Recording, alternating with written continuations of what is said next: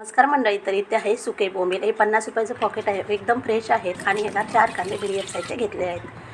कांदे स्वच्छ धुवून कट करून घेऊया. त्यानंतर कढईमध्ये 2 चमचे तेल चांगलं गरम झालं की कांदे ॲड करूया.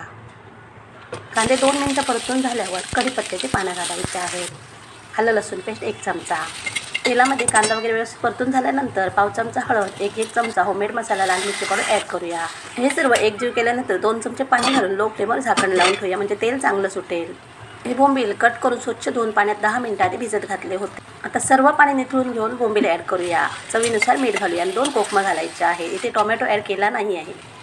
आता 2 चमचे फक्त पाणी घालून लो फ्लेमवर शिजवून घ्यायचे आहेत. 5 ते 6 मिनिटांमध्ये बोंबील चांगले शिजतात. तुम्ही कोकमाऐवजी टोमॅटोसुद्धा ॲड करू शकता.